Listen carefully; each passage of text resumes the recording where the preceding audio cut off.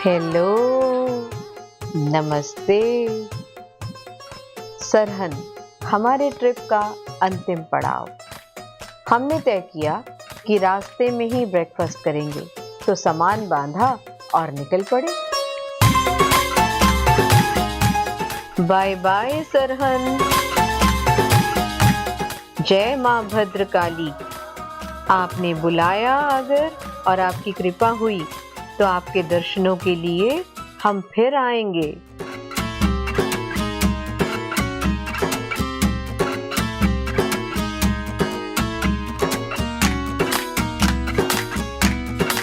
और हम पहुंचे नेगी रेस्टोरेंट। यहाँ फिर से हमने आलू के पराठे खाए।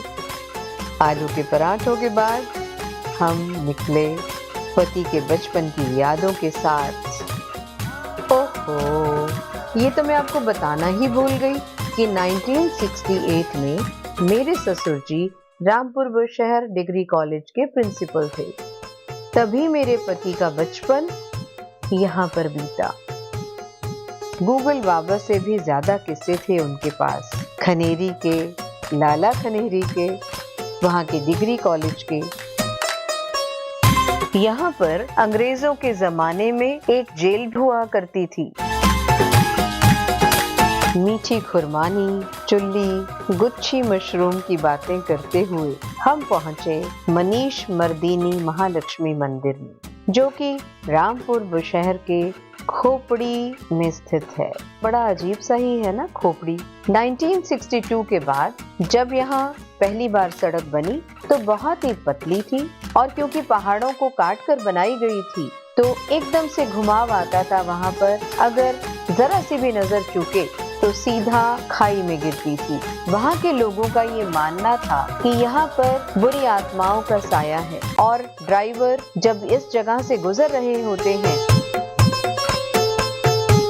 तो उनको ऐसा महसूस होता था कि एक की जगह दो सड़क है यहाँ पर, और वो नीचे खाई में जाकर गिरते थे और उसमें कोई भी यात्री जिंदा नहीं बचता था। इन दुर्घटनाओं को रोकने के लिए यहाँ मंदिर बनाया गया। तो कोई भी कार या ड्राइवर बस का यहाँ से गुजरते थे तो यहाँ माथा जरूर टेकते थे। आज इस जगह पर ये बहुत बड़ा मंदिर है, और आज भी ड्राइवर लोग यहाँ पर अपनी गाड़ियों की ब्रेक जरूर लगाते हैं ताकि आशीर्वाद लेकर वो आगे बढ़े। और इस मंदिर में ये देखिए, इतनी बड़ी सारी हनुमान जी की मूर्ति, ऐसा लगता है जैसे कि वो आपको आशीर्वाद दे रहे हों। यहाँ पर मैंने नंदी के कान में, जो कि शिव जी के दूत हैं, और सुना जाता है कि नंदी की बात को शिव जी नहीं टालते हैं, तो मैंने भी उनके कान में अपनी परिवार की खुशहाली की दुआएं मांगी। गगनचुंबी पहाड़ों को देखते हुए रामपुर बुशहर की घुमावदार सड़कों से हम आगे बढ़ चले।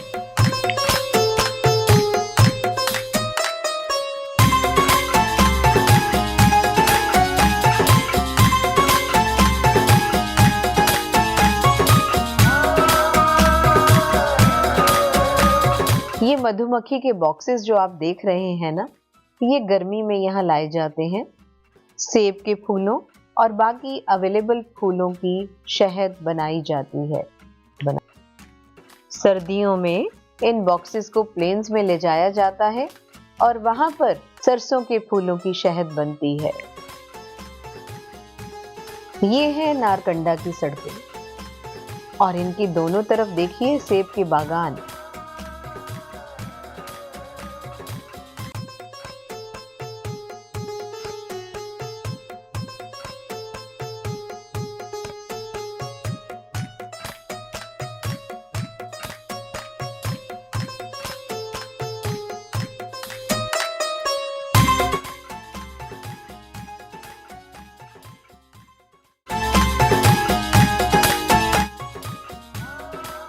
लंच का टाइम हो रहा था। बहुत सारे ढाबों और रेस्टोरेंट को क्रॉस करते हुए हम पहुंचे द सुकून होम स्टे में। उनका अपना रेस्टोरेंट था और जब हम गाड़ी पार्क कर रहे थे तो मैंने शीशे में से देखा कि 3 महिलाएं अपना लंच बॉक्स खोलकर वहां लंच कर रही थी। उनको देखने से, उनको खाना खाते हुए देखकर मेरा बहुत मन हुआ कि मैं भी उनके टिफिन में से खाना खाऊं। तो जब तक मैं हाथ धोकर वहां पहुंची तो वो अपना खाना वाइंड अप करके हाथ धो रहे थे। तो मैंने उनसे कहा, मैं तो आपके साथ लंच करने आ रही थी इस समय, मुझे बहुत अच्छा लग रहा था बहुत टेस्टी होगा। तो उन्होंने कहा, लो शायद जब हम सुबह खाना बना रहे थे तो हमने एक्स्ट्रा इसीलिए ही बनाया था कि आप आज मिलोगे हमें। तो उन्होंने मुझे भिंडी की सब्जी, रोटी और अचार दिया। मुलाकात थी कि आज भी मैं उनको बहुत याद करती हूँ। तो ये थी मेरी मुलाकात सरिता, उसकी मम्मी और उसकी मासी से। वो शिमला से आए थे यहाँ पर, शायद मुझसे मिलने ही आए होंगे।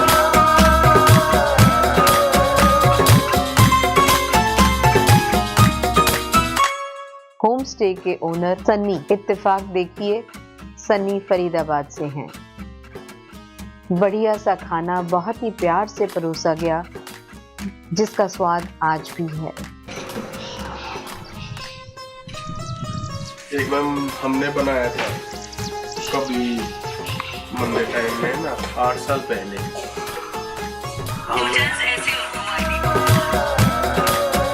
नारकंडा से हम निकले कुफरी, शिमला।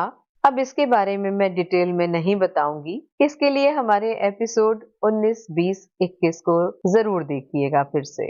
छोटे छोटे ग्लिम्पसेस दिए हैं हमने उन एपिसोड्स के इसमें। नमस्ते, आइए आज के सफर में हम मिलकर साथ चलें नालदेहरा, लेकिन कुछ रुकते हुए चलते हैं। और रुकने का ठिकाना है हमारा आज का यादवेंद्र गार्डन, पिंजौर। ठंड और धुंध भरा मौसम, रात के 1:30 बज रहे, आंखों से नींद भागी हुई और चारों तरफ धुंध ही धुंध। तय किया गया कि चैल पैलेस भी देखते हुए चलते हैं।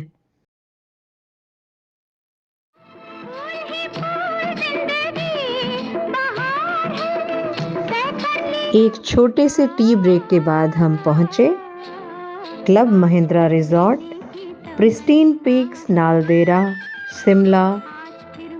नेक्स्ट एपिसोड में चलते हैं नारकंडा और हाटू पीक। हेलो, नमस्ते।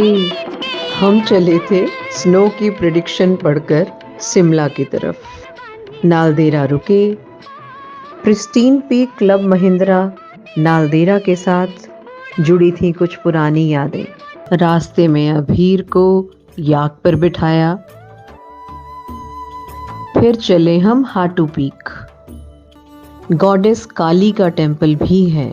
हाटू टेम्पल टिम्बर से बना हुआ, बहुत कामनेस लिए हुए, बिल्कुल शांत वातावरण।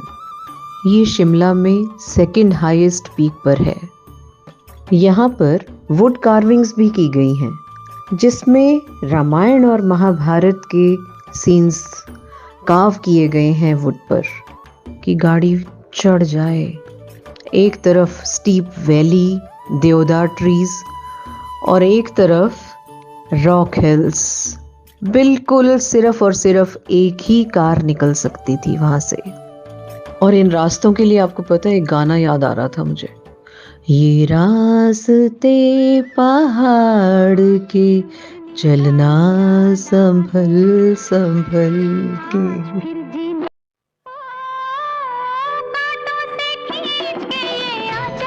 हेलो, नमस्ते। हम निकले अपने favourite pristine peaks, club Mahindra को मंदिर पड़ा, क्योंकि ये जाखू हिल पर है।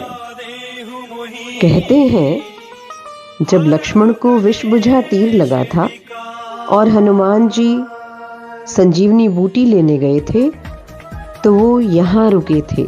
पहले सोचा था कि एट ए स्ट्रेच हम घर की तरफ चलेंगे, लेकिन इस समय तक ऐसा लग रहा था कि नहीं, कहीं ब्रेक ले ली जाए। तो तय हुआ कि कांडा घाट में रुकते हैं। सर्च किया तो मिला हमें मोएजा होम स्टे, बहुत ही बढ़िया और इतने इंटरेस्ट से और क्लाइंट्स की रुचि का ध्यान रखते हुए इसको डेकोरेट किया गया था। यहाँ मुलाकात हुई मोहित और पूजा से। पूजा ने इस जगह को बहुत ही प्यार से संवारा था। मोहित ने अपना दिल्ली में जॉब छोड़कर उन्होंने इस होम स्टे को चलाने का निर्णय लिया था। पूजा शादी कब से हुई?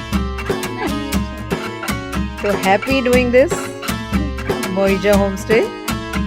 अरे वाह, और तुम्हारे हाथ की करामात दिखती है उसमें, खाने में भी, डेकोर में भी, और आप लोगों से मिलकर बहुत मजा आया। जल्दी ही मिलेंगे नए एपिसोड के साथ। अपना प्यार हम पर बनाए रखिएगा और अपना ध्यान रखिएगा। ठंड बहुत बढ़ रही है। बाय।